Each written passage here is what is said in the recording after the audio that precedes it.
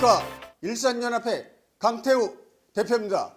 고양시는 한강을 이용하여 이태리 베니스처럼 수변 도시를 만들어야 합니다. 바로 물꽃 나라입니다. 물꽃 나라는 고양시의 기업과 일자리는 물론 시민의 행복을 증진시킵니다. 나아가 지역가치, 지역경제를 살립니다.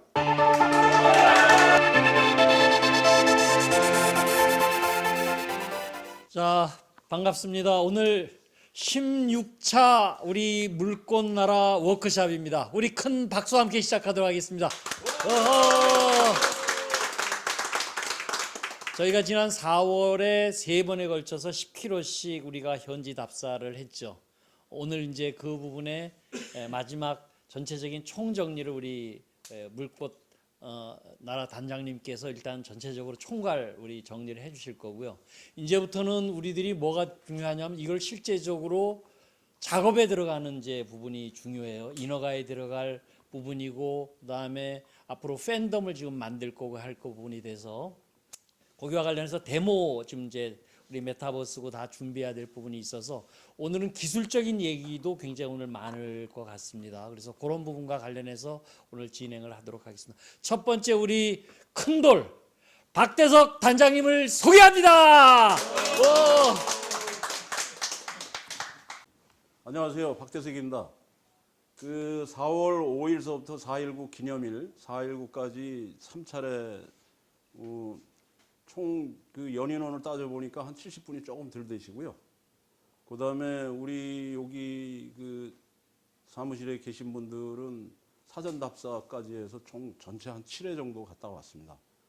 그리고 앞으로 우리 그 지금 촬영을 하시는 김정복 회장님이 한 두세 번 더 가실 거고, 우리 그 JS 플러스의 그 권 대표님이 아마 자전거를 타시고 한두 번 김재한 대표님하고 가시지 않을까, 그렇게 이제 생각이 됩니다. 아마 실제 이제 그 메타버스 데모 버전을 만들려면 디지털로 뭐 정밀하게 다 알 수는 있지만, 그래도 총평이라고 그럴까, 우리가 현장 답사를 해보니까 저도 실제 여기서 그림으로 워딩으로 이미지로 그렸던 거 하고 현장에 가보니까 느끼는 게 다르더라고요. 첫 번째가 창릉천하고 공릉천이 완전히 다른 하천이라는 걸 일단 알았고요. 그 다음에 창릉천 초입은 한강 쪽은 이게 이제 방송으로 기록이 되지만 돈 있으면 땅을 사고 싶다. 그 한강 초입인 창릉천 하류가 되겠죠. 북한산 쪽. 정확하게 창릉천이 12.7km인데 거기는 어떤 형태가 됐든지 그 멋진 그 플레이스가 될 수밖에 없다. 근데 그 말씀을 맨 처음에 누가 하셨냐면 김영석 박사님이 하셨어요. 여기는 거대한 멋진 도시가 들어올 자리라고. 거기가 이제 한강 비경이 여러 군데가 있는데 사실은 난지도하고 그 창릉천 하류가 멋진 비경을 가진 곳입니다. 근데 그 난지도가 쓰레기로 이제 덮여지는 바람에 그래도 지금 하늘공원이고 이제 그 모습을 슬슬 드러내고 있죠. 아무튼 현지 답사를 다녀오면서 실제 우리가 그 이론으로 여러 가지를 검토했던 것이 현장을 가면서 중요한 것은 필요성은 더욱더 절감했고, 그 다음에 실제적으로 물꽃나라를 여기 고양시에 창릉천, 파주에 공릉천을 할 때 그 균형을 어떻게 맞출 것인지를 고민을 했는데 적절한 이제 그 방안도 좀 나온 것 같고요. 그 다음에 이제 저는 물리적으로 가장 애로사항이 말이 쉽지 공릉천하고 창릉천을 2.1km를 직선 거리로 연결하는 건데, 이제 물론 우리 김 박사님이 기가 막힌 아이디어를 주시고 현실 가능한 이제 주셨는데, 사실은 우리 그 문 사장하고 제가 그 삼성 그쪽에 한 2.1km를 도보로 한 2번은 갔어요. 이제 봤는데 거기를 위에 일반론적인 수로를 연결하는 것은 굉장히 어렵고, 역시 김 박사님의 그 탁월한 그 전문성 경험에서 오시는 것처럼 지하 호수화가 아주 그 멋진 해안이다. 이제 공릉천의 상류는 저 계명산이라고 장흥입니다. 거기가 우리 여기 오늘 미스 금이 오셨지만 그 장흥이 애니꼴이 아니고 거기 그 멋진 철판 구이집이 있는데 거기가 이상하게 아베크족이 다니는 좀 어떻게 불륜의 장소처럼 됐었어요. 굉장히 좋은데. 그런데 거기가 사실은 공릉천의 상류가 그 계명산 그 우이고요. 그 물이 내려오다가 그 북한산에 그 송축전 물이 합쳐서 이제 공릉천이 오고 그 창릉천의 발원지는 정확하게 어디냐면 북한산의 사기막골입니다. 사기막골.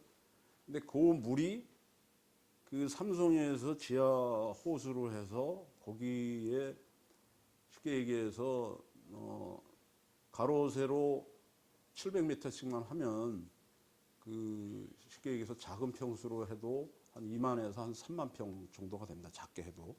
근데 제가 찾아보니까 거기에 지하 호수를 도시에다 만들면 열섬을 반응지를 하고 그다음에 실제 홍수가 났을 때 그 수량을 가둬놔서 재방지에도 효과가 있고 그다음에 이제 지하 호수, 지하 수로는 한국에서 처음 한 게 아니고 이제 사례들이 좀 여기저기 보이더라고요. 그래서 제가 현지 답사를 하면서 느낀 것은 그 수로를 연결하는 것이 이론적으로도 가능하고 실질적으로도 가능하다는 것을 느꼈고 마지막으로 가장 중요한 것은 이 물꽃나라 이 프로젝트가 가는 데 있어서 지치지 않고 잔돈에도 쪼들리지 않고 그다음에 가는 사람들이 같이 커뮤니티가 돈독해지면서 이게 모이면 조금씩 완결성도 갖춰가고 고도화하면서 구체적인 이제 퍼포먼스를 내야 되는데 이제 사실은 제가 현지 답사를 하면서 저 개인적으로는 많은 분들을 동지처럼 좀 생각을 했고 그다음에 그 퍼포먼스를 분명히 이제 길은 잡았습니다. 물꽃나라 메타버스 데모 버전을 만드는 것이 우리의 그 쉽게 얘기하면 전체적인 물리적인 물꽃나라 착공을 해서 준공을 하는 데까지 전체 일정을 봤을 때 물꽃나라 메타버스가 가장 중요하다. 데모 버전이. 그걸 만들므로 인해서 이 사업은 3살 먹은 사람도 물리적인 물꽃나라는 다 얘기를 합니다. 두 가지예요. 그 인허가를 니네한테 내줄 거냐. 그 다음에 그만한 우리가 제가 그래도 뱅커 출신이니까 32kg로 가지고 계산을 해보니까 4조 4천억이 들어가요. 이것을 돈을 대줄 거냐입니다. 근데 돈을 대주는 거는 이제 앞단의 조건, 인허가가 되면은 돈은 금융 입장에서는 이건 가장 좋은 사업입니다. 분양불 사업이기 때문에. 그러면 인허가가 되느냐인데 관련법이 큰 법만 한 9가지가 걸려 있어요. 국토계획 이용에 관한 법률, 도시개발법, 도시환경정비법, 친수구역에 관한 특별법이 작년에 생겼고 그 다음에 하천법, 환경정책기본법 등등이 있는데 어느 법에도 이걸 하지 말라는 것도 없고 이거 좋으니까 무조건 하라는 법도 없습니다. 그러니까 그 법을 찾아서 현행 테두리 내에서 해야 되고 때로는 이것이 우리 민간 투자 제한 방식으로 가다가 물은 뭐라고 그래도 국가 거거든요. 그러니까 결과적으로는 마지막에 가면은 관리 측면, 그러니까 부동산 개발 프로젝트에서는 AMC죠. Asset Management Company 그 개발은 역시 반민 형태로 갈 수밖에 없습니다. 그래서 그런 전반을 작년 11월서부터 지난달까지 관련 법, 말씀드린 법과 기술, 환경, 재무적 타당성, 기술적 타당성, 그다음에 사업 타당성은 웬만한 전문가하고 얘기를 해도 완벽하지는 않지만 그 어느 정도 충분히 그 설득이 될 수 있는 정도의 스타디는 됐다. 그것이 1차적인 완결점이 현지 답사였다. 저는 이렇게 말씀을 드리고요. 그다음에 이제 제 차례가 20분인데 벌써 5분 지났잖아요. 그죠? 그래서 바로 이제 본론으로 제가 들어가겠습니다. 그래서 여기 이미 저하고 조금 그 깊이 얘기하신 분들이 많으신데 이제는 가장 중요한 아까 그 일산연합회 그 강태우 대표죠. 대표가 되셨어요. 얼마 전에. 이제 그 지역 분들하고 얘기를 해도 제가 좀 괜찮겠다. 이제 그런 생각이 들고 여기에 이제 전문적으로 대화를 나누는 것이 그러면 우리가 할 수 있는 물꽃나라 프로젝트가 구체적으로 뭔지 그것을 어떻게 어떤 법으로 어떤 형태로 공간 배치는 어떻게 해야 되고 그런 것을 실질적으로 늘 말씀드렸듯이 이제 메타버스로 보여주는 건데 작년 11월 이전에는 여기 심시스 글로벌하고 제가 대화를 많이 했습니다만은 기초적인 걸 만들려고 해도 억 단위로 두 자릿수였었어요. 억 단위로. 그 전에는 기술 자체가 메타버스를 이런 공간 정보, 지리 정보, 그래픽 이런 걸 이용해서 만들려고 준비되는 회사도 없었고 어차피 여기저기 필요한 것을 모아서 했어야 되는데 작년 11월 이후에 생성 AI가 본격적으로 나오면서 굉장히 가벼워지고 좋아졌어요. 거기에다가 이제 여기 오셨지만 사실은 우리가 말씀드린 메타버스가 잘못하면 좀 화려한 인터넷, 평면 인터넷에 어나더 인터넷뿐이 안 되거든요. 근데 우리 메타는 우리 권 대표님이 정확하게 지적해 주시는데 잘못하면 물꽃나라 메타버스 데모 버전을 만들었다 해놓고 미디어 동영상 괜히 멋진 거 만드는 걸로 끝나면 안 되거든요. 우린 연속성을 가지고 메타로 가야 되거든요. 그래서 그 과정의 기술적으로는 이제 게임 엔진이 언리얼 엔진이라고 조금 이따 이제 챕터에서 설명을 드리겠습니다만은 이제 그것을 활용을 해서 우리가 속에 원하는 목적도 달성하면서 물꽃나라 메타버스의 골격도 구축하면서 가야 된다. 그래서 결론부터 말씀을 드리면 저는 이거를 이제 3개월 안에 만들어야 되겠다. 그런데 이제 말씀들 들어보니까 3개월은 좀 무리인 것 같고 플러스 1, 한 4개월 정도 그것도 지금 뭐 좀 저거 하신 것 같은데 좀 속도감 있게 해야 된다. 전 이 말씀을 좀 드리려고 하는데 그러면 이게 왜 물꽃나라 메타버스를 이제 만드느냐? 그러면 어차피 우리가 그 인허가미 사업 타당성 사전 검토를 해야 됩니다. 해야 되는 측면에서 우리 여기 황 박사님 계시지만은 사실은 벤치마크 할 것이 송도 신도시에 보면 그대로 주소하고만 바꿨으면 될 만큼 엄청난 용역을 들여서 만들어 놓은 자료들이 있어요. 송도 저 워터프론트가 이제 거기에 우리의 가상 수로를 가지고 인허가를 추진하고 가장 중요한 거는 이제 여기 계신 분들도 다 한가닥 하시는 분들하고 여러 가지 네트워크가 있겠지만 우리 사업을 잘못 설명하면 이게 무슨 저 황당한 얘기가 돼요. 그래서 아주 신뢰성 있는 숫자로 공공 데이터로 정확하게 보여줘야 됩니다. 이제 그 말씀을 드리려고 하는데 32개 테마구역, 32개 자연구역, 우리가 늘 32km라고 그랬잖아요. 근데 굴곡된 수로를 정밀 측정을 하면 나중에 이제 하게 되면 지금 현재 한 40km에서 한 42km 정도 되는 것 같아요. 연결하는 부분까지. 그렇게 되면 우리가 이제 32개 테마구역, 32개 자연구역도 이제 어떻게 되냐면 요 창릉 쪽에는 기존에 아파트가 들어섰을 때는 한 4만 5천 평이 아니고 5천 평만 들어설 수도 있고 넓은 데는 5만 평이 들어갈 수도 있고 좀 플렉서블러티하게 유연하게 이렇게 좀 바꿔주겠죠. 그래서 이 부분은 제가 할 얘기는 아닌데 기능적으로는 그 미디어의 기본 설계, 항공 촬영, 지리, 수신 공간 배치, 메타버스 기본 골격으로 하되 이제 언리얼 엔진, 3D 디지털 맵 오늘 이제 뭐 말씀하실 분들이 이제 주로 기술적인 말씀하실 거 이렇게 해서 우리가 원하는 그 물꽃나라 메타버스 버전을 제가 이제 희망하는 거는 빠른다고 좋은 건 아니지만 3개월 정도를 가지고 밀어붙여서 해서 추진을 하지 않으면 일이라는 게 여기 스마트 시티, 스마트 팜 아까도 밥 먹으면서 얘기했지만 그게 용어만 남아있지 결과가 없고 실패하면 식상한 용어가 돼버려요. 근데 그것이 이제 마케팅 쪽에서는 그것이 그렇게 오래 그 사람들이 용서하지 않습니다.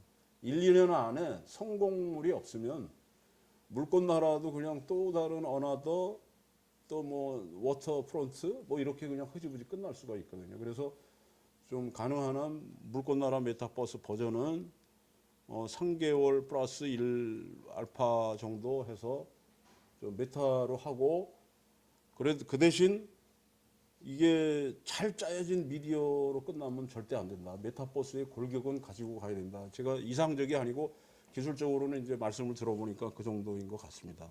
그래서 이제 우리 그 물권나라는 물리적 물권나라 사업은 여기 이 교수님 계시지만 법률적으로 한 20개의 과정을 거쳐야 된다. 가장 중요한 게 이제 환경영향평가, 재해영향평가, 교통영향평가, 주민공청회 뭐 등등등등 그다음에 신청을 하면 반려 뭐 조건부 승인 뭐 이런 과정을 거치면 그다음에 이제 물리적 물권나라는 토지 보상 기간이 쇼텀으로 잡아도 1년이에요. 길면 1년 반 2년입니다. 재결 이제 법원까지 가면.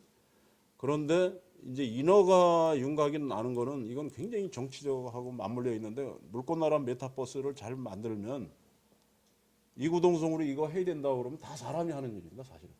빨리 하자. 협조적 분위기가 돼야 된다. 그리고 특히 정치적인 문제는 이제 우리는 역으로 해야 된다. 누구 힘센 사람만 하고 딱 붙는 게 아니고 누구든지 이걸 반대를 할 사람이 누구냐라는 그런 형태로 우리가 정치적인 접근을 해야 된다. 그러니까 반대하려고 하는 사람이 공격을 받을 수 있게 우리가 그런 전략으로 가지 않고 내가 누구를 한다고 누가 누구를 한다고 여기 시장이 고양시라고 한해 정당이 지우친 쪽으로 가게 되면 반대는 무조건 반대쪽은 무조건 반대하게 돼 있습니다. 그러면 이게 진짜 안 됩니다. 그래서 누구든지 주민이 찬성을 하고 정치인들이 주민한테 호응을 해주고 힘 있는 사람이 이걸 도와주는 형태로 가야지 힘 있는 사람한테 이걸 하면 너한테는 좋을 거야 이거 하자고 가는 순간 금방 탄력이 붙는다고 착각하는 순간 이거는 어디에서도 발목이 잡힐 수 있다. 그래서 저는 정치적인 구도는 여러분들하고 의논해서 그런 게 맞는 것 같고 그래서 우린 본론에 집중을 해야 됩니다. 이거를 그러면 요거 이제 생성 AI로 제가 아침에 요거 하면서 심심해서 만들어 본 거예요. 키워드를 뭘 넣냐면 세 가지를 넣었죠. 물, 빛, 꽃 이렇게 넣었더니 이렇게 만들어 주네요. 참 기가 막힌 세상입니다, 정말. 그러면 이제 물권나라 메타버스 버전이 도대체 뭐냐? 우리가 만들려고 하는 거를 우리가 여기 전부 철학서부터 기술서부터 만들고 싶은 단지를 다 말로 써서 그거를 실제 기술적으로 게임 엔진의 그래픽의 이 지리 정보, 공간 정보에서 구현을 해내는 거의 싸움입니다. 우리는 이상적으로 또 과학적으로 기술적으로 가능한 것을 멋진 철학과 문화와 신화 같은 걸 해서 스토리보드를 구체적으로 못해. 하나가 더 필요합니다. 그래서 그것만 제가 설명드리면 24분, 한 6분 안에. 그래서 탄생 배경은 그렇습니다. 뭐든지 신화 창조가 있습니다. 그래서 저는 이거를 어떻게 봤냐면 홍익인간은 우리가 5,000년 전에 했는데 경제 12개국이 됐는데 홍익 르네상스 이건 나중에 네이밍이 돼야 되겠죠. 하여튼 한국이 인류 문명의 정신적으로도 좀 앞서고 한국이 지금 어려운 위치에 처져 있다. 그래서 우주에서 지구를 바라보고 인류 문명의 발생지는 뭐 4대강을 얘기하는데 제 짧은 식견으로는 지중해입니다. 바다가 있기 때문에 이제 철학이 발달을 했죠. 지중해가 보여지고 15세기 베니스의 운하를 만드는 모습이 보여지고 암스테르담이 비춰지고 세계 유명 8개 친수 도시가 보여지고 당군 이건 뭐 종교적인 게 아니고 하여튼 당군이 됐든 우리가 이미지 심볼적인 무게감이 있는 분들이 하늘에서 쟤네들 천부인 줘서 잘 해오고 어려움은 겪었지만 잘하고 있는데 다시 얘네들한테 물과 빛과 그리고 꽃 지금 물꽃나라 물빛나라 때문에 저도 이제 타협을 한 거죠. 그 골목골목마다 이게 물이 차고 이게 중요합니다. 우리는 여기서 끝나는 게 NPC가 투입이 됩니다. NPC는 이제 non-player 캐릭터인데 AI로 자기가 자기 반자유 의지로 움직이는 일종의 아바타입니다. 아바타를 오늘 10만 명을 투입을 하면 고향 시민 20%, 경기 북부 10%, 한수 이북 국내 관광객 30%, 외국인 40%를 연령별, 성별, 소득별, 국별로 다 그 사람을 샘플을 표본을 만들어서 내국인 관광객은 1박 2일에 얼마 쓰냐면 $86를 써요. 2019년도 통계입니다. 오늘 급해가지고 찾아보니까. 외국인 관광객은 $173를 씁니다. 이걸 지급을 해줘요, 저희가. NPC한테. 그러면 여기에 정해진 그 테마단지에 가서 쓰는데, 이론적으로는 32개 테마단지를 완벽하게 만들 수는 없어요. 3, 4개월 안에. 그래서 베이직 타운을 공간 배치를 주상공록, 도관농자 이런 형태로 구성을 해서 도로 넓이 이런 걸 만들어서 카피 하되 3개 정도는 실제 NPC가 들어가서 활동할 때마다 그 영화 콜 오브 듀티죠. 그것처럼 여기 햄버거 가게 가면 1.2달러 매출이 차락차락 자막으로 보이죠. 그런 모습이 NPC가 움직이는 것을 최소한 한 5분 정도로 보여줍니다. 뭐 노래도 부르고 호텔도 잡아 쓰고 거기서 비용도 지출이 되고 굉장히 중요한 게 여기서부터입니다. 이 NPC들이 지출이 일어날 때마다 일개가 잡힙니다.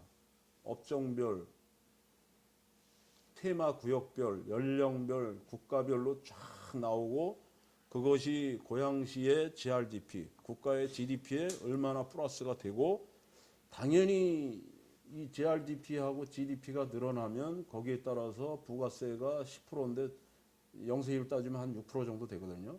그 다음에 지방세인 취득세, 등록세 수입이 쫙 늘어납니다. 그럼 고양시가 지금 재정자립도가 32.8%로 경기도에서도 거의 꼴찌인데 재정자립도가 실제 NPC의 활동에 따라서 10만 명 투입하는 거에 따라서 지역경제 재정자립도가 올라가고 세수가 늘어나고 국가가 올라가는 게 이건 속일 수가 없습니다. 공공 데이터에서 끌어와서 그대로 보여줍니다. 여기까지만 해도 사람들은 남의 일이에요. 진짜 여기서부터 중요한 것이 우리가 공공 데이터 중에서 KB부동산 시세하고 한국감정원의 부동산 자료를 끌고 와서 예를 들어서 제 집이 있다. 그럼 고양시 행신동 센터이 단지 209동 1008호. 그러면 이 집이 지금은 얼마인데 이 NPC 활동에 따라서 정확하게 그 함수 관계를 우리가 산식을 넣어서 10만 명이 하루 투입됐을 땐 집값이 10,000원 올랐다가 하루 이틀 5만 명 튜닝해서 올라가면 여기서부터 뭘 보여주냐면 분당하고 지금 2배에서 3배 정도 집값이 차이가 나거든요. 그런데 이것이 NPC가 활동하고 날짜에 따라서 점점 이건 소설이 아니고 정확한 숫자에 의해서 점점 분당하고 아파트 평형 가격이 줄어듭니다. 그러다가 NPC 투입금에 여기 돈 주는 금액에 따라서 틀려지겠죠. 그래서 이게 스퀘어가 됐다가 역전이 되는 현상이 보여집니다. 그런데 마지막에 이거는 개인별로 다 해볼 수 있어요. 들어가서 게임처럼 NPC를 10만 명이 아니고 12만 명으로 하면 한 달이면은 360만 명 아닙니까? 그러면 1년이면은 3,600만 원 이게 많다. 그러면 이태리 통계로 해서 하루에 이제 한 달에 1년에 2,500만 명 기준으로 설정을 하고 한국의 연간 관광객이 지금 코로나 끝나고 맥시멈이 1,495만 명이에요. 그러면 거기에 세팅을 해서 실제 이 사람들이 소비하는 금액에 뭐 70%만 적용을 한다든지 했을 때 이것은 그대로 그 함수에 따라서 자기 집값에 반영이 됩니다. 그래서 이거를 우리가 여기서 보여주지만 홈페이지에 올라갔을 때 개인들이 자기 집하고 당신 집을 치세요. 그럼 KB부동산이 지금 평형대 얼마네요? NPC 설정해 보세요. 몇 명, 외국인 몇 명 쭉 해서 하루 있을 때 올라가는 거를 실제 그 신뢰할 수 있는 데이터로 변화를 보여줍니다. 이제 대표님한테 얘기했던 거 그런 거죠, 그죠? 네. 가능하죠 이게. 김정호 박사님 계셔야 되는데 이제 그래서 이거를 임의적으로 이 통계는 어디서 끌고 오냐면 공공 데이터로 크롤링하고 스크래핑해서 가져옵니다. 그래서 그 날짜에 시세하고 대비를 하게 해줍니다. 해서 이게 바로 뭐냐면 지역 주민, 지역의 그 정치인들, 국가의 실제 고양시가 여기 제가 써놨죠. 고양시 집이 37만 5천 가구인데요. 2021년 기준으로 아파트가 71.1%인데 여기가 평균 아파트 가격이 5억 7천만 원이에요. 분당에 비해서 판잣집 수준이에요. 근데 사실은 우리도 이거를 그 시민들하고 국민들한테 알릴 때 이거를 수사적으로 추상적으로 아무리 뭐 좋다 뭐 멋지다 이래서는 안 되고 이게 실질적으로 그분들이 신뢰할 수 있는 공공 데이터를 정확한 산식에 의해서 관광객 이걸 봤을 때 실제 지역경제 세수에 보여주는 것을 제가 1차 그다음에 이제 뭘 하냐면 중간중간에 물꽃나라 추진 배경 정부철 회장님이 뭘 했고 저 표재석 회장님은 뭘 했고 김영석 박사님은 뭘 했고 권 대표님은 뭘 했고 황 박사님은 여기서 뭘 했고 중간중간에 한 화면씩 장군 소개하듯이 히스토리하고 쫙 그냥 한 편을 쫙 보면 아 이거 해야 돼. 이분들 진짜 이걸 이렇게 오랫동안 해왔단 말이야. 아 이건 믿을 수 있네. 이거 하자. 그냥 보면 이 구라가 없구나 여기는. 이제 이 정도로 해서 이제 만드는 것까지가 사실은 제가 물꽃나라 데모 버전입니다. 버전이고 요 이후에는 이제 물꽃나라는 물꽃나라대로 마스터 플랜하고 타당성 분석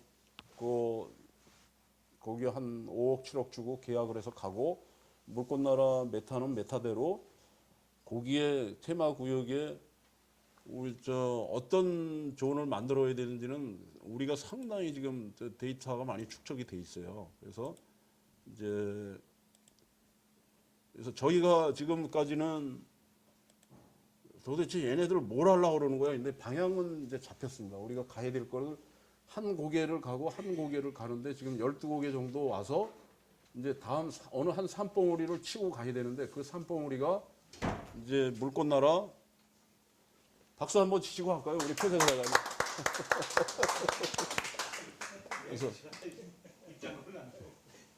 그래서 지금 32개 이해가 충분히 되시죠? 제 이 정도 얘기해도. 그리고 이게 여기 전문가분들한테 말씀드리니까 그 정도는 만들 수 있다. 그런데 여기서 이제 우리가 같이 해야 될 일이 기본적으로 이 32개 테마단지를 어떻게 만들고 최상단의 신화창조의 신화 스토리를 어떻게 만들 거냐. 지금 하고 있는 이런 비즈니스적인 얘기를 누가 초등학생이 들어도 중학생이 알아도 진짜 노래로 부를 수 있을 정도인데 제가 혼자 쓰다가요. GPT한테 물어봤더니 내가 물과 빛으로 대비를 했더니 진짜 탄복을 했어요.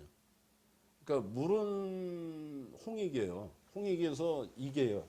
도움을 주는 거고 홍은 넓잖아요. 그럼 빛이야. 빛이 하는 일은 그래서 홍익 인간인데 사실은 오늘 제가 자료 준비를 많이 했는데 이 정도 하고 여기에 신화 얘기 이 스토리를 어떻게 끌어가느냐 하니까 이제 하늘에서는 일산은 땅이고 일산은 파주는 그 하늘이고 빛이고 그 다음에 인간은 누구냐면 우리 기술동있고 물꽃나라 추진단이 이 셋이서 모여가지고 이 스토리를 이렇게 한번 쫙 짰어요. 근데 잘못하면 유치해지기 때문에 이거를 좀 세련되게 하고 중간중간에 지금 말씀드리는 거를 권 대표님 말씀이 하나하나 만들어요. 이때 누가 나타났다. 우주에서 바라본 지구, 지구에서 바라본 지중해, 지중해에서 바라본 그때는 어떤 색깔로 어떤 빛이 오고 그거를 사실은 여기 이제 최 박사님이나 저희가 이제 그거를 스토리보드를 소설이 아니고 실제 구체화할 수 있게끔 이제 그거를 스크립트를 짜줘야 되거든요. 근데 그거를 이제 김 박사님이나 황 박사님한테 감수를 받아서 여기에다 이거 놓고 이거는 불가능하다 이렇게 해서 그거를 만들어 드려야 이제 전문가분들이 이제 여기 땅에서 이제 만들게 되는 것 같습니다. 그래서 오늘은 여기까지 제가 하고요. 다음 주에는 김 박사님이 추가로 말씀하신 헤일이 제 얘기는 이걸로 마치겠습니다. 예, 와. 원래 오늘 2시간 할 걸 갖다 여기서 자른 거예요. 자, 이제 전체적으로 이해되시죠? 원래 지금 한 편의 영웅 드라마를 만드는데요. 작가는 쉬워요 말로. 탤런트 배우들이 죽어나는 거야. 맞죠? 예? 예. 그래서 이제 우리들이 각자 우리 잘 해야 됩니다. 이렇게 생각이 듭니다. 자, 우리 권 대표께서 나오셔가지고서 우리 전체적인 데모 만드는 거에 대한 얘기를 한 15분만 하시면 좋을 것 같아요. 자. 인사드리겠습니다. JS플러스의 대표 권호준입니다. 간단하게 저희 회사 소개를 먼저 하면 제가 자주 여기를 인사를 못했기 때문에 저를 좀 처음 보시는 분들 좀 있어서 저희 회사는 원래는 게임 개발 회사였고요. 지금은 메타버스하고 스마트 팩토리 위주의 사업을 진행을 하고 있고요. 나중에는 메타버스와 스마트 팩토리를 합친 메타버스 기반 스마트 팩토리 사업을 하려고 준비 중에 있습니다. 그리고 메타버스 같은 경우에는 협업 도구를 위한 화성 통신 그리고 뭐 가상 오피스 같은 개념으로 작업을 진행을 하고 있고요. 스마트 팩토리는 포스코랑 같이 공장 자동화 쪽에 작업을 진행을 하고 있습니다. 네. 그래서 지금 저희가 일단은 메타버스 데모 버전을 만들 건데 일단 단장님께서 말씀하신 것처럼 메타버스 데모 버전 만들 수 있는 영광을 가진 게 된 것도 엄청난 영광이고요. 그리고 아까 말씀드리신 것처럼 내용이 사실 어마어마합니다. 그래서 3개월 안에 만들 수 있는 거는 많이 이제 어떻게 최소한의 그 노력이고 최대의 효과를 낼 수 있는 방안에 대해서 이제 같이 협의를 해야 될 것 같고요. 기술적으로 문제가 있는 부분은 거의 없습니다. 다만 이제 이 양이 문제가 있기 때문에 그 3개월 안에 얼마나 많은 인력을 투입해야지 그게 현실적으로 가능한지에 대한 부분에 대해서 논의를 할 거고 개발 스케줄링은 뭐 아직 픽스된 건 아니지만 5월 달에 스크립트를 작성해 주시면 저희가 상세 개발 계획서를 작성해서 보내드리고 그게 검수가 끝나면 저희가 이제 자체 개발을 들어갈 계획입니다. 그리고 메타버스로 하면 크게 보면은 사람과 공간이 핵심이거든요. 그리고 나머지 그걸 기반으로 해서 콘텐츠가 생성이 되는 건데 여기 보면은 사람도 결국은 마지막 모습은 AI가 적용된 생성이 되는 사람이 들어가야 되고 공간도 AI가 들어간 디지털 공간이 생성이 돼야 되는데 지금의 데모 버전에서는 AI 부분은 약간 빠진 상태에서 약간 보여주기 목적이 위한 NPC나 아니면은 공간 구성이 주가 될 것이고 그리고 특히나 이제 그 하천에 대한 그 실질적인 데이터 위주 기반으로 디지털 공간을 생성할 것입니다. 그리고 거기 안에서 콘텐츠 부분은 의료나 교육이나 뭐 팩토리 그런 부분들은 뭐 여기 있는 부분이 아니라 말씀하신 32개의 테마 구역에 대해서 한두 개의 테마를 핵심적으로 잡아서 좀 구체적으로 진행을 할 거고 나머지 부분은 약간은 모양새만 만들어 놓을 계획입니다. 그리고 나서 2차 버전이 여기에 이제 AI가 제대로 들어가고 비즈니스 모델이 제대로 들어가고 디지털 공간도 실제 디지털 공간과 연결된 공간으로 구축이 될 계획을 갖고 있습니다. 그리고 32개 테마 구역에 제대로 다 들어가고요. 그리고 아까 말씀하신 것처럼 거기에는 빅데이터 기반의 통계 자료가 들어가서 이게 나중에 얼마나 발전되고 이게 현실적으로 얼마나 이제 그 도움이 되는 프로젝트인가에 대한 자료들이 계속 여기에 들어갈 계획입니다. 그리고 저희가 여기에 지금 저희가 기존에 만들었던 이런 뭐 물꿈나라의 데모 버전은 아니지만 산업관광이라는 테마에서 데모 버전 만든 게 있습니다. 그거에 대해서 보여드리면서 지금 메타버스가 어떤 식으로 나올 건지에 대해서 약간은 이제 상상할 수 있는 그런 자료로 보여드리겠습니다. 이거는 저희가 아까 말씀드린 것처럼 산업관광이라는 테마를 가지고 데모 버전을 만든 거고요. 산업관광에는 크게 보면은 뭐 산업단지에 대한 체험도 있을 수가 있고 기업에 대한 소개도 있을 수가 있고 그리고 뭐 쇼핑 그리고 비즈니스 계약이나 아니면은 뭐 회의 같은 거 그런 것들을 이 안에서 모든 걸 커버할 수 있도록 만든 거고요. 이 버전은 실사 느낌은 아니고 저희가 테디베어라는 캐릭터를 가지고 만든 거예요. 그러니까 여기에 있는 아바타는 실제 우리 물꿈나라에 있는 아바타는 실제 사람 모습으로 나올 거고 이런 뭐 약간은 캐릭터성 나오지는 않을 거고요. 지금 이 느낌도 약간은 현실적보다는 약간은 좀 만화풍이 좀 들어간 느낌이 나실 건데 그런 느낌이 아니라 실제 리얼한 느낌으로 제작이 될 거고요. 그렇기 때문에 지금 현재 우리가 언리얼 엔진으로 개발한 가장 큰 이유가 언리얼 엔진은 개발비는 좀 더 많이 들지만 일반적으로 이제 게임을 개발한다고 하면 유니티 엔진과 언리얼 엔진 두 가지 버전이 있는데 유니티 엔진은 제작비는 좀 적게 들고 기간도 빨리 개발할 수 있지만 퀄리티가 좀 낮은 단점이 있고요.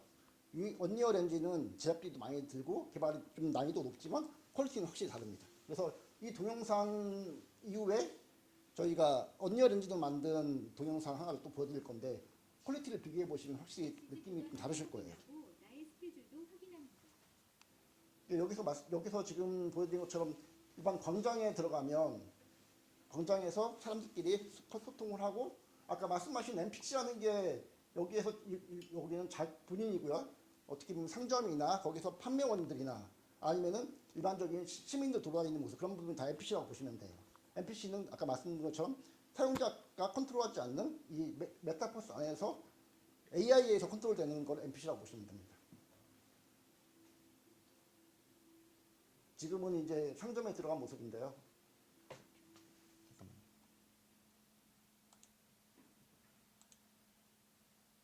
소리를 좀만 더 키워보겠습니다.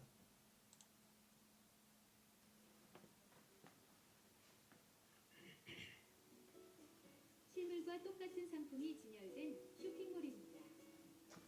물론 이제 물꽃나라에도 이런 기능이 들어갈지 모르겠지만 제품을 여기 안에 들어가서 실제 제품과 똑같이 그러니까 VR상에서 똑같이 보고 비교해보고 그리고 옷 같은 경우는 직접 착용도 해보면서 그 느낌을 보고요. 그리고 마지막에 결제까지 진행이 되는 그런 구조입니다.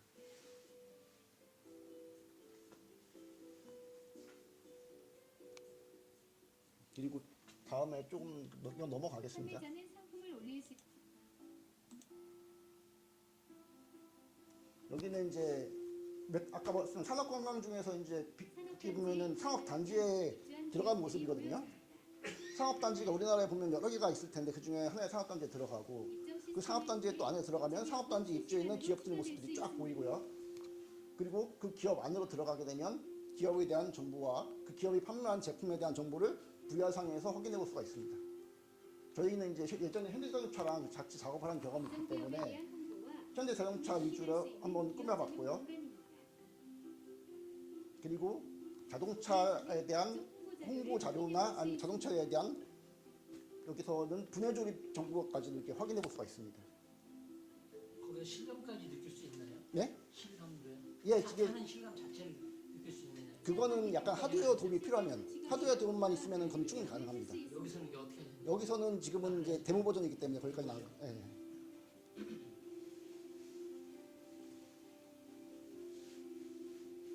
이 자동차도 현대 자동차랑 같이 만든 자동차인데 겉모습만 보이는 게 아니라 내부까지 다 모델이 되어 있는 자동차입니다. 그래서 실제 분해 조립을 직접 콘텐츠까지 구현을 했었고 현재 자동차 내에서 교육을 위해서 콘텐츠로 활용됐던 자동차입니다.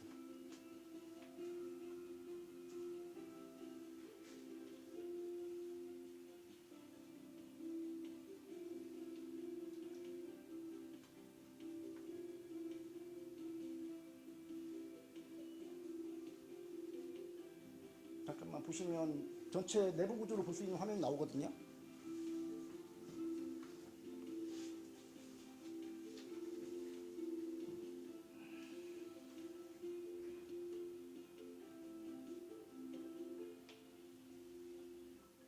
예, 이렇게 내부 구조 다 볼 수 있고 전체가 분해됐을 때 자동차가 어떻게 분해되는지 모습까지 안에서 한마디로 말하면 이건 현대 자동차를 대상으로 컨텐츠를 만든 거고 일반적인 상업단지라고 하면은 뭐 현대 자동차도 있을 거고 뭐 다른 기업도 있을 거고 조선업 기업도 있을 거고 그런 데 가면은 그 회사에서 만든 제품들을 여기서 직접 확인해 볼 수 있고 만약에 나중에 이제 물꽃나라에서 이제 메타버스가 구현이 된다면 물꽃나라에도 여러 가지 테마파크가 있을 거고 테마파크에 있는 여러 가지 그런 문화나 아니면은 뭐 여러 가지 소개들을 이렇게 다 디테일하게 보일 수 있게 되는 것입니다. 그리고 마지막으로 이제 여기가 이거는 이제 비즈니스 공간이거든요.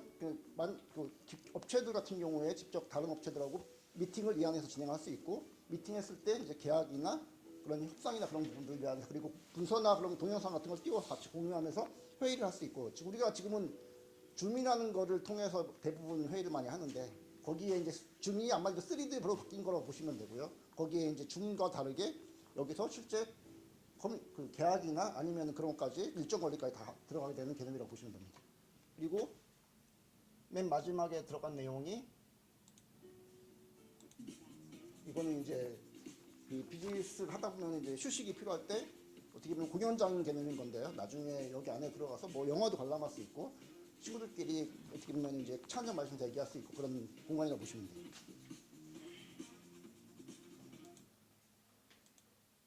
그리고 이거는 저희가 예전에 작년에 이제 대선 때 메타버스 대선 토론회를 이제 MBN하고 같이 진행한 적이 있어요. 그건 언리얼 엔진으로 개발된 거고 그때 이제 방송에 나갔던 내용인데 퀄리티를 보시면은 아까랑 좀 많이 다르다고 느끼실 수 있을 거예요. 이것도 저희가 직접 만든 거고 이거는 언리얼 엔진으로 만든 거고 약간 색깔이 조금 번져서 그런데 그때 윤석열과 이재명 두 분의 그 여기 토론을 진행을 했었고 그건 MBN하고 진행을 했었습니다.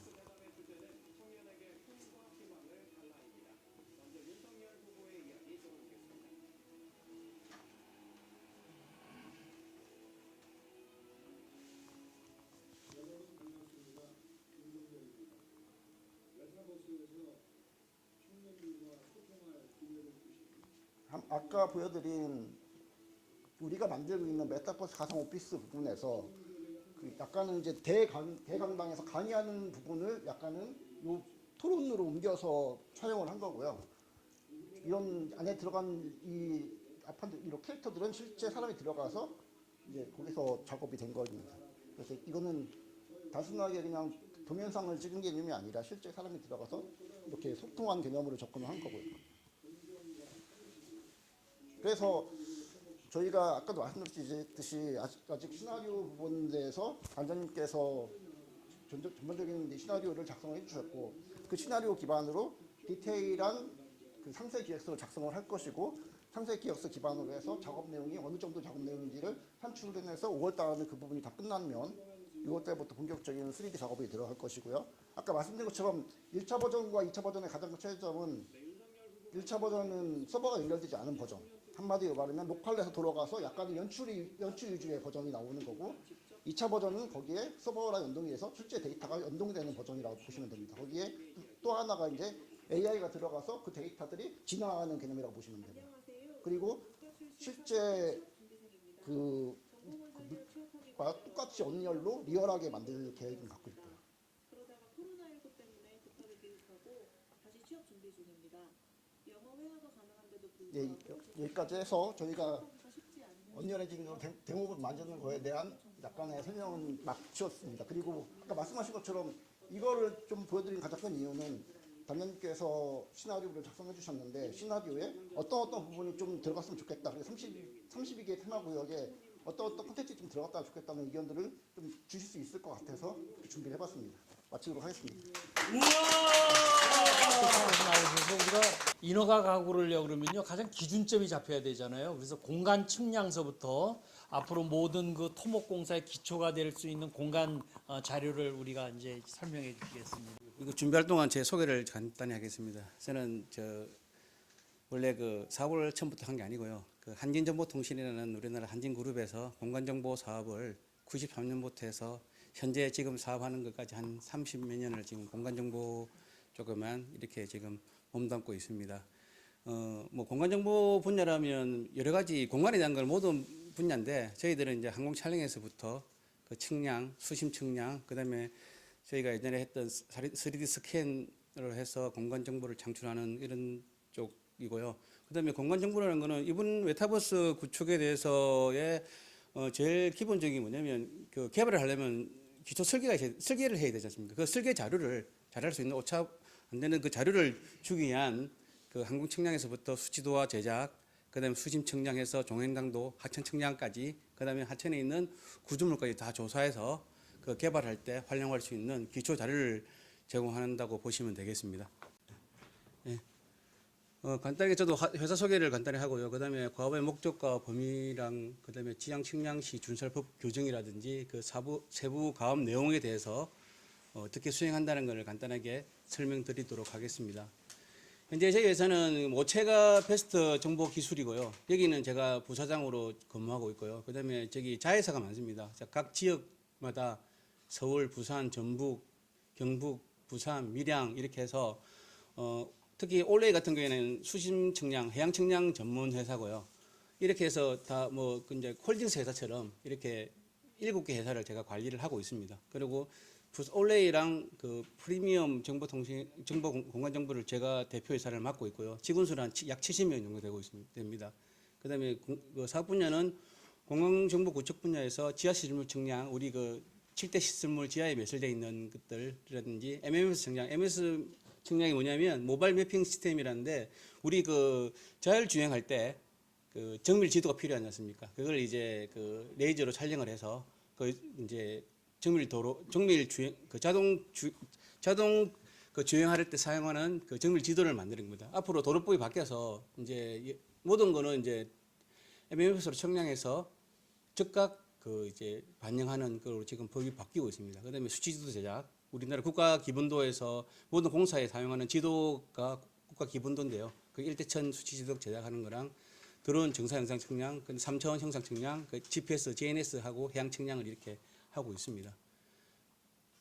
그다음에 회사 영역은 뭐 좀 넘어가겠습니다. 아까 앞에서 설명했던 것처럼 이렇게 하시면 되고요. 과외 목적이 보면 저희가 아까도 말씀드렸지만은 그 하천 종합 측량이라든지 지형 측량에 대한 정확한 그 설계를 하기 위한 기초 자료를 제공한다는 개념으로 보시면 됩니다. 그다음에 이게 우리 창녕천에서 삼성역 공릉천을 다 드론 촬영할 거고요. 여기에 대한 수치지도 제작을 할 거고요. 그다음에 이제 공릉천이라든지 창녕천의 수심 측량이 필요한 부분들은 그 보트를 띄워서 해양 측량 장비를 통해서 수심 측량까지 다 할 거고요. 그 지대가 낮은 데는 일일이 사람이 들어가서 다 관측을 할 계획입니다.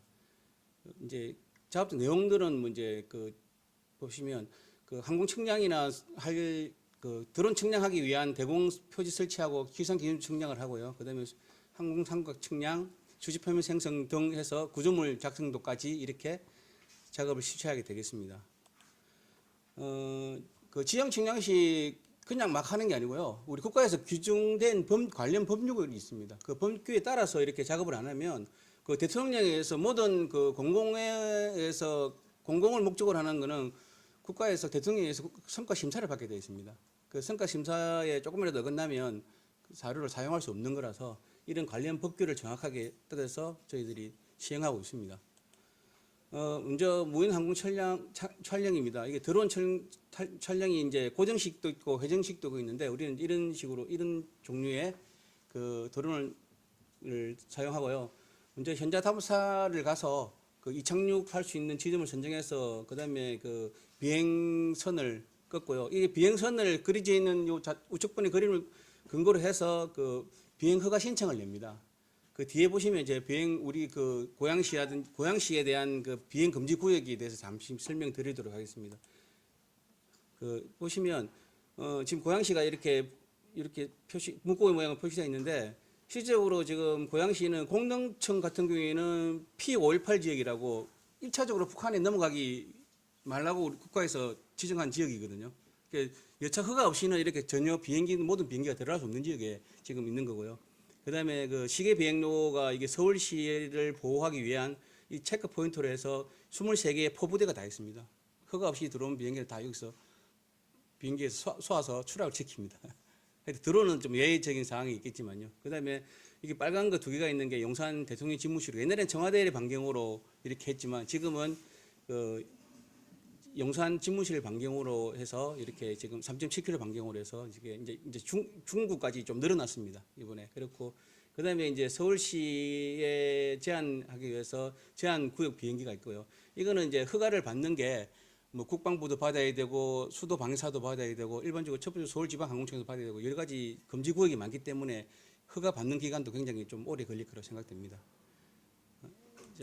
두 번째 세부 과업 지시로 들어가겠습니다. 지상 기준 측량인데요. 이게 뭐냐면 항공 측량을 한다든지 그다음에 수치 도화를 작성할 때 기준이 되는 점을 현장에 가서 직접적으로 평면 기준점 XYZ 그다음에 표고 기준점 높이값을 다 측정해 옵니다. 대공 표지 선정은 뭐냐면 이제 나중에 정사사진을 만들 때라든지 그 사진관을 갖다가 정합할 때 오차 범위가 나지 않도록 이렇게 하는 거고요. 이렇게 이제 사진상에 선점을 해서 이렇게 모든 촬영 지역 그 작업 지역에 대한 망 구성을 해서 측량에 오차가 없이 이렇게 측량을 하게 되는 겁니다. 두 번째로서는 이제 정사 영상 제작인데요. 정상회상 제약은 그 무인 비행기 그 드론을 촬영을 해서 수지 표고면도 작성하고 그다음에 오착 모든 지도를 한눈에 볼 수 있게끔 오착 없이 물론 드론을 촬영하다 보면 왜곡되는 부분들이 있지 않습니까? 그리고 색깔이 다 다를 경우가 있고 그래 그걸 갖다가 보정을 해서 하나의 그 전체 파일을 한눈에 볼 수 있도록 이렇게 정사영상 사진을 만드는 거고요. 이거는 이제 드론 정상영상 제작 공정은 뭐 UV 촬영에서부터 뭐 이제 카메라 점검, 뭐 이미지 매치해서 정사영상 생성까지 이렇게 이루어지고 있습니다. 그다음에 저희는 좀 기본적으로 그 일반 드론 하는 회사들은 그 상용화된 툴로 해서 정사영상을 만듭니다. 그러면 오차 범위가 많이 나거든요. 건물이 왜곡된다든지 이런 건데 저희들은 자체 보유 솔루션을 보유하고 있어서 그런 부분들을 많이 좀 더 디테일하게 더 오차 없이 만들 수 있고요. 그 뒤에를 보시면 지금 이게 한번 보시면 되겠습니다. 지금 상용화되어 있는 건 포토 스캔이라든지 픽스4D 같은 경우에는 자동으로 그 뭐 생성 다 해주기 때문에 작업은 빠르고 하지만은 국가 기본도 성과에 부적합해서 실질적으로 저희들은 서지 않습니다. 그래서 정확하게 한다면 이 보시면 이제 상용 툴과 했을 때는 건물이 이그러지는 모습이 보여질 거고, 그다음에 당사 솔루션을 할 때는 그게 오차 범위가 없이 이렇게 나옵니다. 그래서 일반적으로는 보통 드론하는 사업자들은 다 이제 상용 툴로 해서 작업을 만들지만 저희들은 그렇지 않습니다. 그 모든 그게 이제 법령에 따라서 이렇게 만들고 있습니다. 그다음에 이거는 이제 지금은 당장은 필요 없지만 나중에 모든 게 개발되고 구축되었을 때는 3차원 모델링 작업을 해야 되지 않습니까? 그때 이제 하는 모델링 하는 그 이제 순수들이고요.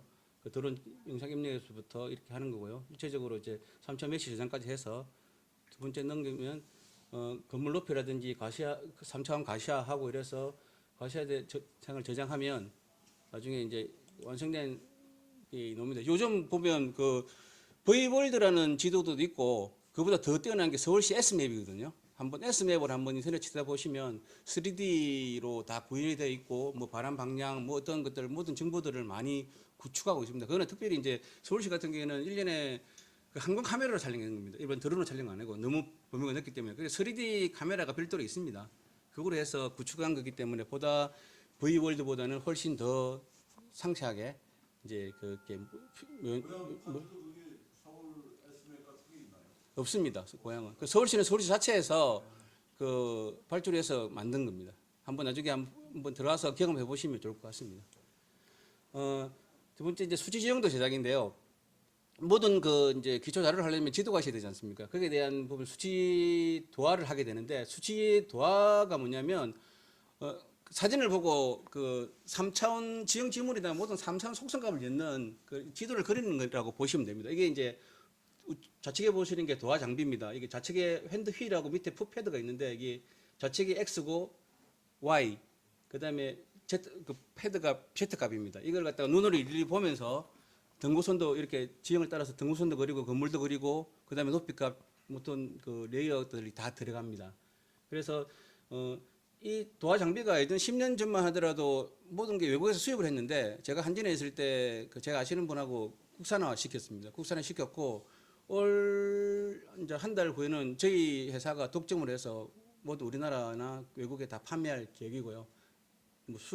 그다음에 수준 및 존당 측량은 그 수준 측량이 이제 높이값을 재는 건데요.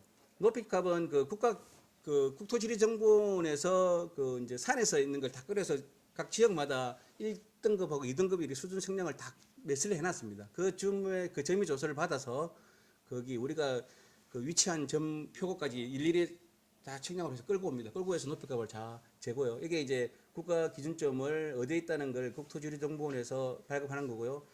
그 수준점은 이렇게 생겼습니다. 그리고 이제 종단 측량하면 이 현황 및 종단 도면을 이렇게 저희들이 그 작성을 해서 뭐 그 여기에 대한 이력들이 다 관리하게 볼 수 있도록 하는 거고요. 그다음에 현장 측량 및 수심 측량입니다. 그 이제 횡단 측량 같은 경우에는 종단 거리 한 50m 간격으로 해서 뭐 체인을 끊어 갖고 그 수심 측량을 해서 종당도를 만들고요. 이렇게 이제 수심이 있는 부분들 그다음에 수심 측량할 때는 뭐 음량 실신기를 사용할 수도 있고 저희 회사에 보이고 있는 싱글 빔을 사용할 수 있고 그 멀티빔입니다. 그 항공 라이더 촬영한 것처럼 바다에서 배 띄워서 라이더로 촬영해서 3D로 노는 그 장비가 있고 단빔이 있고 활용에 따라서 다 이제 필요에 따라서 장비를 바꿔서 이렇게 뭐 분수가 알 수 있도록 이렇게 정리를 하는 거고요. 그다음에 이렇게 하고 나면 이제 횡단 도면이 나오는데 이렇게 이제 횡단을 딱 떠서 뭐 이렇게 어떤 지역의 심도까지 다 나오고 그다음에 세굴량이라면 기존에 이제 퇴적물이 사기 전에라든지 퇴적물 사했을 때의 면적을 이렇게 해서 뭐 기존에 설치했던 그 기존 데이터와 비교해서 현재로서는 퇴적량이 얼마만큼 사겠다는 것들을 다 제공하게 됩니다. 그래서 이렇게 하면 저희들이 이제 이제 개발을 할 경우에 모두 기초 자료를 제공하는 거로 해서 저희 사업은 이렇게 이 정도까지로 설명을 마치도록 하겠습니다. 이야. 공장을 가서 보고 난 순간에 야, 물꽃 나라가 물빛 나라로 바뀔 수가 있겠네. 우리 인류의 인간의 생명의 원천이요. 물하고 빛이에요. 물꽃보다는 물빛이 훨씬 낫겠다. 그러고는 오자마자 제가 리포트에서 빨리 상표 등록하십시오. 그래서 물빛 나라도 상표 등록을 했습니다. 우선은 동영상 조금 먼저 해주시면 좋을 것 같아요. 네, 그거 동영상.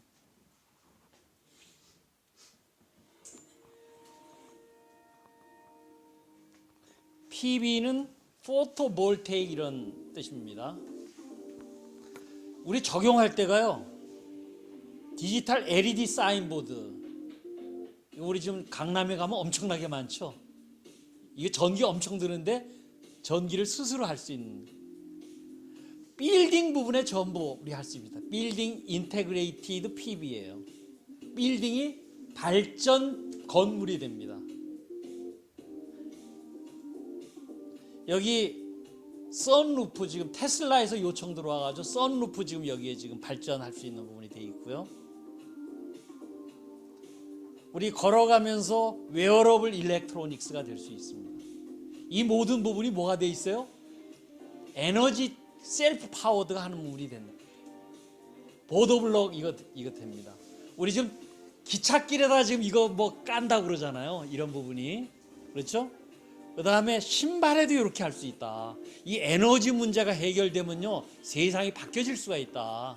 이제 그 부분에 대한 얘기를 오늘 직접 발명하신 우리 이정근 회장님이 이따 설명을 드릴 거예요. 트리 나무 있어서 나무 트리 하나 가지고 집안 문제의 전기를 전부 해결할 수가 있다. 이제 이해하셨죠? 자, 우리 이정근 회장님 일로 나오세요. 네. 이게 1mm짜리 볼이 이렇게 동그랗습니다. 이걸 확대해 놓은 게 이겁니다. 여기 와서 이거 보여드려야 되잖아요, 제가요. 이 1mm짜리 이 안에 박혀 있는 게 투명하게요. 그래서 태양이 뜨면은 이렇게 받고 이렇게 받고 이렇게 했는데 기존에 있는 패널은 이제 측면에서 받으니까 90도일 때 효율이 가장 좋은데 저희는 계속 받는 거예요, 구기 때문에. 그 다음에 밑으로 새는 거는 또 다시 또 복사를 받고요. 그다음에 이게 중요한 게 전극을 어떻게 만드냐가 이제 굉장히 중요한데요, 이게요. 이 전극을 뭐 1mm짜리를 가지고 이걸 확대해 놔서 그렇지 이 1mm짜리를 가지고 전극을 어떻게 플러스 마이너스 만들겠어요? 이게 굉장히 어려운 문제거든요. 근데 전극을 만들었어요, 플러스 마이너스는. 기존 패널은 어떻게 돼 있냐면은 이렇게 쭉 뭐 하나하나 뭐 어디서 생산하는 거 보면 여기 있는데 전극이 위에가 있어요. 그 부분만큼 태양을 못 받는 거예요. 효율을 극대화시키기 위해서 받고 그다음에 이제 이걸 만드는데 왜 어디다 쓸 것인가가 이제 굉장히 중요하잖아요. 근데 애플리케이션이 너무나 쓸 게 많습니다. 이게 너무나 쓸 게 많아서 내가 전에 잠깐 뭐 강의 있는 데서 말씀드렸었는데 지스트에서 이제 그게 곧 나올 거예요. 단백질을 여기에 1mm짜리 코팅해가지고 심근경색 진단하거든요. 이게 MIT에서도 곧 나올 거예요. 저희 MIT에서도 가져갔어요, 이거를요. 세계 대학에서 뭐 심지어 브라질 대학에서도 가져갔는데 이게 뭐 신발 나오죠. 아까 신발 보셨죠. 일부분만 보여드리는 이 신발이요. 앞에 지형을 체크하는 거예요. 센서 기능이 있어가지고 센서 기능이요. 근데 충격을 어떻게 왼쪽 무릎이 아프고 이게 어떻게 되느냐? 왼쪽 무릎이 안 좋아. 이게 걷는 태도가 상태가 그러면 왼쪽 무릎에 충격이 많이 간다고 이게 하는 거예요. 뭐 이게 잠깐 내가 보면 산불을 어떻게 한다? 산불이 나는데 미리 예방할 수 있어요. CO2 센서를 달아가지고 할 수가 있어요. 근데 이제 그런 것은 이제 나중에 얘기 차치하고 이제 어떻게 하면은 뭐 물꽃 나라에서 이걸 어떻게 적용을 시킬까? 광고 사업도 하면서 그다음에 이제 꽃이라고 하면은 이제 정적인 감이 있는데 사실 꽃은 뭐 유채꽃 피는 그 시간, 그 다음에 뭐 메밀꽃 피는 그 시간 계속 바꿔야 되는데 이거는 저녁에 사람들이 머물 수 있는 공간을 만들어줍니다. 머물 수 있는 공간. 저기 바닷가에 가면 이렇게 네모로 돼가지고 이렇게 딱 방파제 역할을 하는 거 보셨죠? 이렇게 네모에서 전부 다 파도 맞추게. 그게 이게 딱 집어넣으면 서로가 얽히게 만들거든요. 구조가 안 변해요. 이게. 그래서 여기에 한번 오면은 어떤 사람들이 오는 거고 어떤 사람들이 오랫동안 머물 수 있는 공간을 만들어줘야 돼. 오랫동안. 그게 핵심이에요. 그래야 돈을 쓰거든요. 이게. 그래야 이게 부자가 되기 것이기 때문에 그래서 오래 머물 수 있는 공간을 저희가 한번 만들어 보고자 합니다. 감사합니다. 그다음에 이제 저도 은행에서 이제 점포를 담당하면서 간판을 달아봤어요. 파나플렉스죠. 근데 저는 이걸 보고 첫 질문이 이게 발광이 됩니까? 그러니까 그 LED를 가미를 하면 가능하다 그러면은 사실은 저의 물꽃나라를 할 때 여기는 안 계시는데 그 어떤 얘기가 있었냐면 서울시가 하나를 통해서 그 폭죽을 가지고 그거 수억씩 들여서 하는데 우리 물꽃나라는 저희 기초계획에 드론을 쏴서 아까 서울시 거 보셨죠?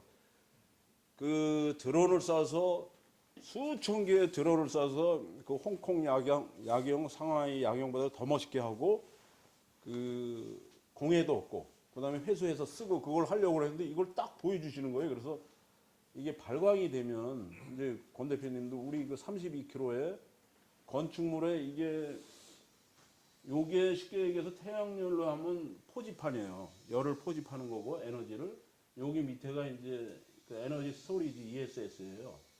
근데 이게 발광이 되면 어떤 거냐면 우리 32km 정확하게 우리 김병철 부사장님처럼 굴곡으로 따지면 40km의 건물에 이걸 전부 집어넣고 지금 현재는 이것이 발광을 하고 포집을 해서 이 배터리로 저장하는데 이거를 데이터로 연결을 하면 전체적으로 우리가 데이터 메시지 관리를 할 수가 있죠. 일괄적으로 무슨 야경이 됐든 무슨 그림이 됐든 다 그릴 수 있어서 그게 이제 가능한지를 제가 여쭤본 거고요. 그 다음에 이제 하나 고무적인 것은 용인에 지금 5만 평 정도 이제 공장을 보시고 계시는데 그것이 순조롭게 되면 25만 평 정도 뒤에 공장이 필요해서 제가 이제 고양시 현황은 조금 아는데 사실은 이게 이제 반도체하고 결합이 된 거거든요. 동하고. 그 다음에 이제 LED 등하고 가미가 돼서 그것이 지금 말씀하신 거를 제가 이제 만들어서 저쪽에 떠들면 한 25만 평 정도 공장이 필요하다는 말씀 아닙니까? 그죠? 지금 현재 제2공 공장이 이제 두 개가 있어요. 사업이요. 네. 태양광 사업이 있고요. 전기차 배터리에 들어가는 동파. 예. 그다음에 핸드폰에 들어가는 반도체 기판. 일본하고 네. 한국하고는 화이트 리스트인 종류고요. 그거에 지금 두 개를 만들고 회사가 두 개입니다. 그래서 제 판단에는 이게 발광까지 되고 이제 전체적으로 컨트롤이 가능하면 이제 사실은 간판 여기 보시지만 비상등, 자동차 남바 이런 쪽에 바로 상용화할 수 있는 게 너무나 많거든요. 그래서 이제 충분히 우리 그 물꽃나라의 일단 전체적인 거리의 조명, 야경, 그 다음에 드론 그 축포를 쏘는 그런 쇼가 이제 비용 안 들이고 공해 없이 할 수 있고 싼 비용으로 멋지게 할 수 있다. 그래서 저는 굉장히 고무적으로 받아들여서 좀 질문을 드렸던 거고 그래서 저희하고 3차 답사를 열심히 하셨으니까 이제 조금 이게 좀 미스매치 되는 부분들을 해서 고양시 공장도 그렇고 물꽃나라에 이게 인발부에서 하는 거를 같이 잘 했으면 좋겠습니다. 지금 CES 2번 봤고요. 작년에 에너지 에디슨상 타고 나서 전 세계에서 지금 콜이 들어오고 있어. 맞죠? 지금 싱가포르 펀드에서 지금 몇천억 들어와가지고 지금 용인에다가 지금 땅 사서 양산 공장 한다고 그래가지고 내가 땅을 치고 있어요. 2차 공장은 앞으로 고향으로 제가 어쨌든 모시고 올 겁니다. 그렇게 하는데 여기가 에너지 자립형인데 사실은 우리가 하고 싶었던 게 스마트 공간 솔루션이에요.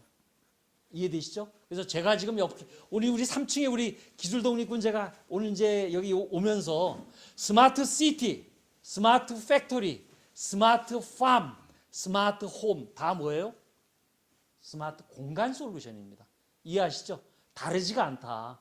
그리고 여기 우리 이성규 CTO가 PCB 연구소, 아까 우리 그 모든 부분이요 PCB로 연결되어 있는 거예요. 이게 대단한 기술이에요, 이 부분이. 자, 우리 이정권 회장님은 이제 여기 있으시고 여기 있고 넘어가세요. 이제 쭉 넘어가시면은 잠깐요. 꽃쳤장. 에너지 자립형 메타버스입니다. 굉장히 중요한 얘기예요. 우리 지금 메타버스 하려고 준비하고 있었잖아요. 그런데 에너지 자립형이 어느 순간에 천사님이 나타나셨어요. 제가 쫓아가가지고서 그거 보는 순간에요. 막 부들부들 떨렸어요. 야, 이렇게 되면 세상을 잡을 수 있겠다. 그래서 우리 에너지 자립형 스마트 공간 메타버스의 시대가 이제 드디어 여기가 우리가 구현될 수 있다. 빨리 넘기세요. 이제 나무 발전 시스템, 제가 왜 드리냐면 앱이다, 앱. 어플리케이션을 찾아야 되는 거예요. 이 앱입니다. 이거 전부 떨어뜨려가지고 패키지 해가지고 하면은 바로 전기를 이렇게 할 수 있도록 패키지가 될 수 있습니다. 자, 전기 생산, 전기 저장, ESS, 자율주행차에다 전기 해줄 수 있고 모든 전기 운영을 할 수 있다. 네, 다음 장. ESS 없어도 됩니까? 그럼 저기? 저 밑에 있죠, 아까요. 나무 줄기 밑에. 자, 이제 우리 황 박사님이 내가 이걸 보고서 첫 번에 설명했어요. 대규모 CT를 만드는 부분에 처음부터 이 구상을 하세요. 에너지 부분을 처음부터 이 구상을 하면은 이건 엄청난 우리가 될 수 있습니다. 그래서 대규모의 스마트 시티, 중규모의 공원 만든 거 지금 대륜차 만든다고 지금 서울시 지금 그러고 있잖아요. 여기 지금 집이라든가 버스 정류장이라든가 모든 부분을 소, 중, 대 모든 공간을 할 수 있어요. 우리 메타버스의 부분에 결국 공간이에요. 그렇죠? 맞죠? 주요 파트에 대한 이런 부분을 디자인을 굉장히 잘하세요. 우리 견 대표님하고 해가지고 디자인 부분을 같이 협업을 할 수 있는 부분이 충분하게 이 부분이 있습니다. 자, 넘기세요. 자, 이제 키오스크 이렇게 할 수 있습니다. 이 부분이. 그 다음에 예술 조형물이요. 예전에 백남준 씨 있었을 때 뭐 가져했어요? 그냥 테레비 가져했어요. 그렇죠? 근데 발광되고요. 움직이고요. 디스플레이가 돼요. 이런 새로운 예술 조형품이 하나의 또 장르로서 나타날 수가 있다. 전력이 생산이 되니까. 그 다음에 IoT기가 되고 센서가 되고 예술 조형물, 스마트 벤치, 키오스크, 무궁무진한 앱이 만들어질 수 있습니다. 이해되십니까? 요 앱만 하나 개발을 해도 여러분들은 제가 1억 불 개런티 해드릴 수 있어요. 맞아요? 남의 얘기가 아니다. 왜? 에너지의 문제는요. 인류 존영의 문제거든요. 근데 이게요. 전 세계에 2050년 ESG고 에너지 자립형 이런 부분이 정책과 관련돼서 이 문제 해결 안 하면요. 우리나라 수출 못 합니다. 우리나라가 사느냐 죽느냐의 문제가 에너지 문제예요. 지금 14개월 차 지금 우리 적자나고 있는 부분이 뭐예요? 전부 에너지 문제 때문에 지금 이렇거든요. 그렇죠? 그래서 이런 부분에 얘기가 되고요. 그다음 아까 요거 1.1mm 전부 보셨던 걸 확대한 것을 보셨고, 여기 아까 이렇게 해서 요게 전부 PCB 기술이 근본이 돼 있기 때문에 이게 가능한 거예요. 요 나무 하나에 1W가 나오니까 우리 집에 얼마 써요? 3kW 쓰면요. 요거 3,000개만 붙여놓으면은 한전 전기 안 써도 된다. 그래서 이제 이런 부분이 될 수 있고요. 그다음에 지금 우리 지금 가지고 있는 게 전부 이거거든요. 한화서 만들고 이렇게 하고 있는 게 23%예요. 이거 지금 인공위성에서 지가 돌려가면서 태양 바라보고 하는 게 47.1%예요. 이론적으로 지금 1kW가 안 나오는데 이거는 묵은 가정. 데이터 센터요. 우리나라에 지금 굉장히 많이 만들려고 그러고 있죠. 이거 가능합니다. 왜? 에너지 인디펜던트 하니까. 다음 장 주세요. 이제 이렇게 전부 느릴 수도 있습니다. 자, 넘겨주세요. 태그 이렇게 붙일 수 있고요. 이렇게 해서 아까 플러스 마이너스 이렇게 나온다고 그랬잖아요. 그렇죠? 자, 또 넘겨주세요. 요거 이렇게 해가지고 전부 여기 PCB라서 전기가 요로 지금 나옵니다. 그렇죠? 또 빌딩이요. 유리창에 붙이면 발전 빌딩이 되는 거예요. 이겁니다. 집에서는 이렇게 좀 쓰잖아요. 그렇죠? 이제는 빌딩이 이렇게 될 수가 있다. 넘기세요. 요게 LED를 붙이면요. 전기가 나와요. 빛이 나와요. 삼성동에 가면 파도가 그냥 확 달려드는 깜짝 놀라잖아요. 그 우리 LED 부분에. 이런 부분은 결국 디자인하고 어떻게 이제 붙이느냐에 달려있다. 예. 했을 때하고 기존하고 했을 때 얼마나 차이가 나는가를 이렇게 한번 보시면은 앞으로 우리들이 응용해서 나오고 적용해서 나온다. 용용 죽겠지. 뭐예요? 적용하고 사용하고 개발처를 찾을 수 있는 부분은요. 여러분들이 전부 찾으시면 된다. 그렇죠? 실내 방전에서 실내 등에서도 가능하고요. 태양광은 당연하고요. 포토볼테이크요. 광전지라는 뜻이에요. 태양광 전지 그런 데 있지만 포토가 빛이거든요. 그래서 실내 등에서 가능하고 24시간 가능하고 빅데이터가 나와서요. 저는 이 부분이 더 관심이 있었어요. 모든 얘기가 빅데이터로 데이터를 우리들이 앞으로 만들 수가 있고 실시간 센서 네트워크가 가능하고 무한한 확장을 해서 UAM, 드론 모든 부분이 가능한 이 문제가 해결되면요. 드론 문제가 해결이 돼요. 이 부분이. 그렇죠? 그래서 맞춤형 제작할 수 있는 부분에 대해서 어쨌든 간에 고향으로 끌고 와야 됩니다. 저 공장을. 우리 안 그러면 플래카드 걸어가지고서 우리 이정권 회장님 앞집에 가서 매일 이 해야 될 정도가 됐어요. 예. 예. 예, 이렇게 이제 올리는 겁니다. 이렇게 올려서 세션 포 원리얼로 60만 동을 올려서 이제 이거는 영상으로 뜬 거고요. 이렇게 예, 그렇습니다. 이런 걸 만들어서 그 다음에 말씀하셨던 시뮬레이션 응용을 만들어야 된다라고 이제 말씀을 드리는 겁니다. 사실은 제가 그 유자 입장에서 원하는 거는 네네. 저기에다가 콜 오브 듀티 있죠. 네네네. 그거 결합이에요. 그렇습니다, 맞습니다. 콜 오브 네. 듀티 한번 동영상에서 한번 잡아서 네네네. 여기 우리 최 박사님이 이해를 하셔야 되니까 네네. 이제 제가 원하는 것은 사실은 정답은 스토리보드가 탄탄하면 콜 오브 듀티 한번 쳐보시죠. 네네네. 맨 위에 있네요. 그러니까 아, 네. 지금 저기 60만 동 올린 거에다가 제가 원하는 거는 여기 해상도가 좀 떨어져요. 게임이 이게 이제 우리 그 교수님 쪽인데요. 네네네. 이거는 싸움 장면이고 사실은 지금 저기에 이 지리 정보하고 이게 들어가서 실제 터치하고 느끼는 거는 이게 왜 이렇게 어둡냐 그러니까 우리 경 교수님이 이걸 좀 너무 화나면 좀 저거 하니까 이게 좀 어둡게 했다고 이거 그래픽 선명하게 사실은 저희가 복잡하게 얘기하는데 이거랑 아까 저거랑 결합을 해서 실제 신뢰할 수 있는 공동 빅데이터하고 결합해서 보여주는 거예요. 저기 적절한가요? 표현이? 여기 저기 저 이상적인 적절성이 있습니다. 예, 예. 아, 너무 멋있습니다. 아까 내가 그 자막으로 매출이 1.2달러 그렇게 저기서 다 저 자막이거든요. 예, 예, 예, 예. 그래서 어디 갔을까요? 여기 있네. 네, 네, 네. 그래서 가 이게 이런 내용이 있고 이제 예, 다음은 이제 같은 건데요. 예, 이제 이렇게 저 우주에서 이제 점점 쭉 그렇습니다. 네, 그렇습니다. 갔다가 예, 예. 한강 들어오는 거죠, 이렇게. 네, 네. 그런 표준도 있습니다. 말씀하셨던 그런 표준이 있기 때문에 언리얼에서도 그거를 그대로 활용할 수 있고 세슘을 활용할 수도 있고 그렇습니다. 예. 네, 네. 이 그래픽만 좀 조금 선명하고 그러면 아주 좋습니다. 와, 더 쓰셔야 됩니다. 그러면. 모니터가 좀 밝게 나오는 상태예요. 저쪽에서 선명히 보여요. 네, 네. 여기서는 선명해 보입니다. 맞습니다. 진짜 멋있네, 이렇게 나오면. 네, 네. 이것도 굉장히 훌륭한 부분이고 S맵을 아까 말씀하셨던 김지현 부사장님께서 말씀하셨던 S맵을 활용한 겁니다. 이거. 네. 그래서 서울께 선명하네. 아, 그럼요. 잘 되어 있습니다. V월드보다 잘 되어 있습니다. 네. 네. 그러니까 저걸 이제 우리 눈에 다 이제 눈에 들어왔잖아요. 저거보다 떨어지면 이제 이건 김지현 대표님한테 달려 있는 거고요.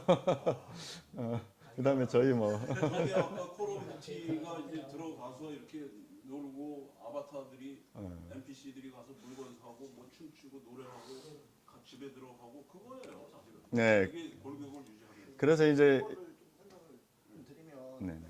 이 선명도가 깨끗하고 멋있고 막 그런 거는 언리얼에서 다 해주는 거거든요. 말씀하신 것처럼 이 데이터를 만드는 게 힘든 것이 이거 선명하게 만들거나 있어 보이게 만드는 거는 되게 간단한 데이터가 제일 네, 네, 네, 맞습니다. 네, 저희하고 같이 해야죠, 뭐. 그래서 이제 이렇게 이제 기능들, 효과 주는 것들 이렇게 보시면은 라이트 빔처럼 이렇게 짓는 게 계속 보이죠? 예. 그렇죠. 제가 설명하는 거. 예, 이렇게. 네네. 이거는 뭐 금방 하시는 내용이니까. 네네. 네? 네, 이렇게 이제 진행이 효과가 이런 식으로 이렇게 준다고 보시면 되겠습니다. 네네. 세시움이 왜 세시움이야? 저게 세시움이 저거 아니야? 정밀하다, 애큐러시하다, 뭐 이런 내용입니다. 세시움이 그 방사선 그 물질 중에서 하나가 세시움. 다음 시간에 다음 마지막 차트에 있습니다. 뭐 알지만 세슘 자체가 원자식에 전자식에 만드는 그러니까 정밀하다 이런 의미죠. 아이고 이거는 제가 이제 다 만들어 놓으셨구만 물건나라서. 예? 다 만들어. 절대 그렇지 않습니다. 우리 권호준 대표님이 잘 아시지만 이게 프로젝트라고 하는 건 항상 한시성 다시 해야 된다는 겁니다. 처음부터 요구사항에 맞게. 일시적이고. 네, 예, 저는 이때 마치겠습니다. 네네네. 다음 이제 진행하겠습니다. 김명석입니다. 예. 다들 이렇게 낯익은 얼굴들이시고 오늘 이제 복장이 좀 불편한데 편안하게 좀 말씀드리겠습니다. 앞에 말씀하신 그 세 분이 결국은 우리 지금 이 전체 물건나라 프로젝트를 얼마나 이제 크게 키울 수 있을 것인가 그런 거기에 키를 가지고 있는 분들이시거든요. 세 분이 청장부터 시작해가지고 좀 잘 만들으셔야 될 그런 상황이고, 근데 이제 이게 결국은 물에 대해서 이제 진행하는 거란 말입니다. 32km가 물길 32km고, 그 다음에 그 안에 앞에 이야기하는 그 메타버스 쪽에서 어떻게 보면 약간 상상적인 그런 내용들을 이제 32km 강에다가 하천에다가 이제 재현을 시키는 그런 상황인데, 그 사이에 뭐 여러 가지 좋은 아이템들 그런 뭐 소재들 다 이제 들어간 좋게 이제 생각합니다. 하고 제가 항상 말씀드리는 거는 어차피 우리가 이 과제는 리얼리티 실제를 근간으로 한 그 메타버스 상상이거든요. 그래서 우리 심사를 받고 뭐 예를 들어 또 투자 유치를 하거나 국가 예산을 잡기 위해서는 이렇게 너무 그 현실하고 좀 동떨어진 그런 상상은 좀 고려를 해야 되지 않나 이런 생각을 갖고, 저 역시도 뭐 박 대표님하고 마찬가지로 이제 혼자 있을 때는 과연 우리 이 32km 하천에 대한민국 미래가 있을 텐데 뭐 어떤 것들이 들어가면 될 것인가, 뭐 아름다운 외국의 그런 뭐 강변도 많이 보고 했지만은 아까 말씀하신 같이 최소한 우리 이 32km는 32km 수변은 그냥 그 스테이지 무대죠, 그죠? 뭐 예를 들어 세종문화회관이다, 뭐 카네기 홀이다 이런 무대이만 제공하는 걸로 생각하고, 그 사이에 여러 종류의 이제 퍼포먼스들이 이제 일어나겠죠, 공연들. 네, 이런 그 하면서 당연히 32km의 두 도시, 고양시하고 파주시 두 도시의 뭐 경제 성장은 기본적인 거고, 여기에서 아까 우리 이사장님께서 갖고 계신 그런 빛 관련한 원천 기술, 소위 말해서 원천 기술이라는 거는 온리원 나만 가지고 있는 거란 말입니다. 그런 원천 기술들 최소한 뭐 한 10개 정도만 우리 이 물꽃나라에 접목이 되거나 여기 않으면은 제가 봤을 때 뭐 삼성전자 10개보다도 더 나을 거다라고 그런 생각 들거든요. 지금 제가 말씀드린 거는 그 유명한 삼성전자를 폄하하는 것이 아니고 미래 먹거리는 결국은 또 새로운 아이디어, 새로운 상품들이 나와야 된다고 보거든요. 그런 측면에서 제가 물이란 건 알다시피 비중이 1입니다. 그죠? 인간들이 움직일 수 있는 그 힘으로 움직일 수 있는 뭐라 그러나 이 중간 단위의 이 물체죠, 그죠? 공기가 있고 그 다음에 물이 있고 흙이 있고 그러는데, 이 물 32km 물을 관리함에 있어 가지고 나름대로 이제 구상도 하고 있습니다만은 여러분들께서 그런 무대를 제공해 주면은 그 무대 위에서 펼칠 수 있는 그 여러 가지 그 퍼포먼스 부가가치가 있는 그런 일들을 할 수 있도록 어떤 저하고 또 오늘 이렇게 조금 있으면 오시겠지만은 물 관련한 박사님들이 우리 또 팀에 이제 몇 분들 계시고 그 다음에 실제로 공사를 하고 또 뭐 뭐라 그러나 인허가 관련해서 우리 표 회장님께서는 뭐 그야말로 이제 전문가시니까 우리가 이제 상당 부분 또 노력을 할 그런 생각입니다.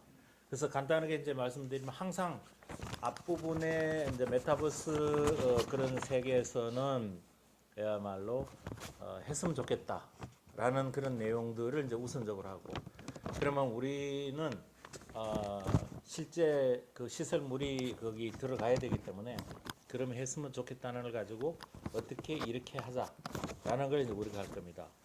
하는데 저도 그러면 단순하게 수질 수량만 할 것인가? 근데 수질 수량 당연히 이제 해야 되고 누구나가 쉽게 이제 접근할 수 있는 그런 내용인데 이제는 기존의 수처리, 기존의 수량 확보 그런 기술 가지고는 안 되고 말씀하시는 그런 빛하고 또 에너지 아까 정 회장님께서 말씀하셨는데 물과 빛 그리고 에너지가 아마 들어가야 된다 그런 생각 들거든요. 그렇게 세 개가 콜라보레이션이 되면은 정말 대한민국의 제2의 이제 실리콘밸리 같은 그런 빌리지가 여기서 나오지 않을까 또 나와야 된다라고 생각하고 있습니다. 그래서 저는 그러면은 여기서 아까 말씀드린 대로 10개의 원천 기술이나 10개 이상의 독보적인 그런 시설 이런 것들을 갖기 위해서 사실은 이제 물하고 제가 마지막으로 뭐랄까 그 국가를 상대로 좀 고수하고 있는 거가 정말 물은 어떤 이념도 관계하지 않고 뭐 인종도 관계하지 않고 누군데 생명이면 다 이제 그걸 가져야 되는 그런 이제 기본권들이 있는 그런 상황이 되거든요. 그런데 특히 이제 우리 남북이 이렇게 뭐라 그러나요? 이렇게 대류하고 있는 상태에서는 우리가 물 안보라는 그런 내용들이 이제 들어가야 됩니다. 그래서 지난주 토요일 날 그 세미나 때 다 촬영하지 말고 일부만 하자라고 제가 간곡하게 말씀드린 내용이 안보라고 하는 것이 그냥 우리가 스트레스하고는 이제 차이가 있는 거거든요. 생존의 문제니까. 그래서 어떻게 보면은 너무 안보라는 건 상대가 있는 거니까 그 상대한테 우리가 가지고 있는 취약점들을 이제 적나라하게 알려줄 필요도 없다 이런 생각들 때문에 제가 비공개를 하자라고 했는 그런 상태인데 그 중에서 세슘 이야기는 맞아요. 그 세슘 제가 이야기하는 방사능 세슘은 그 CS 137 그는 이제 반감기가 27년 정도 되는 그런 방사능 세슘이고 지금 김병철 박사께서 이렇게 이야기했던 그 세슘은 그야말로 우리 정밀시계 만드는 그런 데서는 이제 세슘일 건데 방사능 물질 관련한 것이 아마 우리 이제 지금 세대 인류가 겪을 수 있는 물의 오염의 가장 그 치명적인 물질이 아닐까 그런 생각이 들거든요. 그래서 그거를 우리 이 물권 나라에서 시스템을 갖추면은 당연히 국내도 쓸 것이고 그 다음에 소위 말해서 인구 밀도가 높은 대부분의 지역에서는 우리 그 안에 있는 시스템 안에는 많은 원천 기술도 들어가 있겠죠. 그거조차도 여기서 만들어내서 수출해낼 수 있을 것이다. 그래서 저는 이제 그런 내용들에 대해서 이제 추가적으로 당연히 수량 수질은 여러분들이 원하는 만큼 그 스테이지에 필요한 만큼은 우리가 최대한 만족시킬 그런 생각이고요. 또 그러면서 또 어차피 여기 물이니까 물 관련된 기술들을 추가적으로 이렇게 넣겠다라는 그런 말씀을 드리고요. 뭐 총평은 아니지만은 지금 박 대표님이나 우리 지금 물권날에서 긴급하게 필요한 거는 이거를 이제 알리는 내용이거든요. 알리는 내용인데 그분들이 이제 뭐 정부에 계신 분들도 있고 아니면 뭐 돈을 가지고 계신 분들도 있고 한데 데모 버전에 대해서는 시간 타임 스케줄을 조금 더 잘 짜주시고 있잖아요. 근데 해상도나 이런 거 봤을 때는 뭐 그렇게 그 충분히 그 디시전 메이커들을 감동시킬 수 있는 난 그 정도는 된다고 생각 들고요. 아까 일반 그 플로어에서 해상도를 좀 더 높이자라고 이렇게 하는데 그러면은 조금 더 높이는데 예산은 비용은 아마 뭐 그 로브로 이렇게 들어갈 수도 있어요. 가는 건 아닌데 그렇기 때문에 어떤 형태간에 서로 지금은 시작이니까 시작해서 어떤 형태간에 우리가 이거를 크린치만 되면 정부하고 크린치만 되면은 그 다음부터 돈 걱정은 저는 없다고 생각해요. 저는 그렇게 확신하거든요. 또 아니면은 회장님 계신데 그거 먼저 좀 땡겨 쓸 수도 있는 거고 그렇죠.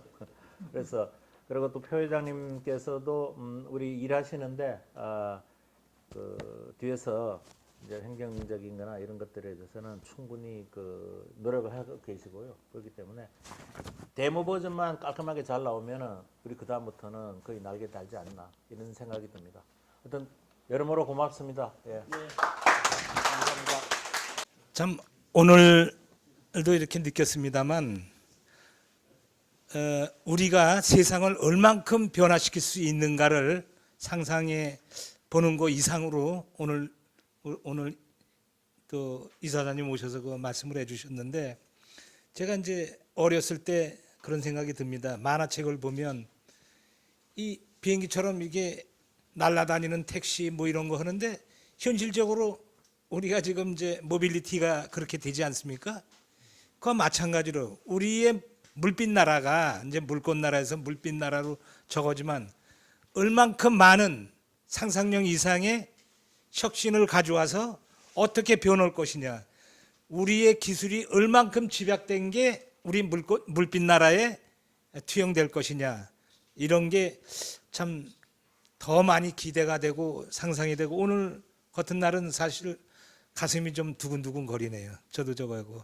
하여튼 제가 할 일은 뭐 여러분들이 다 이렇게 기술을 집약해서 담아주시면 그걸 가지고 어떻게든지 빠른 속도로 해서 인허가 과정을 잘 밟아야 되겠다. 그래서 내가 뭐 다음에 보면은 시간 되면 지금 제가 건설부 장관하고 같이 적었던 분이 지금 이제 연세대 총장으로 계신데 서승환 장관님 하고 뭐 각별하게 또 가깝게도 있었지만 뭐 옛날서부터 했던 뭐 추병직 장관이나 뭐 이 건설부 쪽에 계신 분들 또 많은 또 우리 물에 관한 수자원 정책국에 대한 국장들 뭐 이런 분들하고 같이 뭐 인간 포를 이렇게 같이 형성을 해가지고 어떻게든지 잘 우리 물빛 나라가 성공될 수 있도록 이렇게 잘 그 인허가 과정도 잘 밟아나가야 되지 않겠나.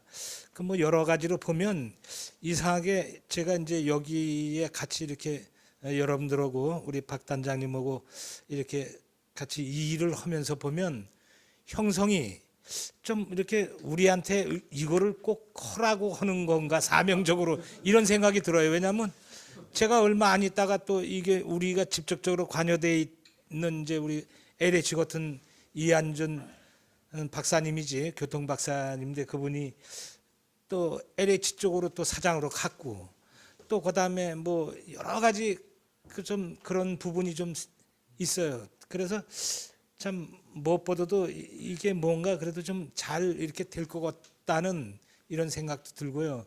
여기에 여러 우리 박사님들 또 이 기술을 가지신 우리 훌륭한 사장님들이 참 집약해서 이러한 우리 그 물빛 나라 아까 32km인데 뭐 41km? 42km라 그랬나? 그거 다 이렇게 굴곡진 거를 다 하면 그 정도 되는데 여기에다가 온 집약적인 열정을 다해서 잘 참 만들어서 세계 여러 나라에 길이 남을 그런 작품이 될 수 있도록 우리 다 같이 힘을 모읍시다. 감사합니다.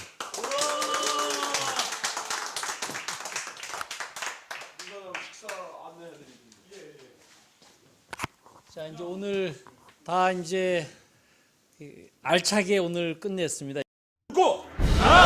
물빛 나라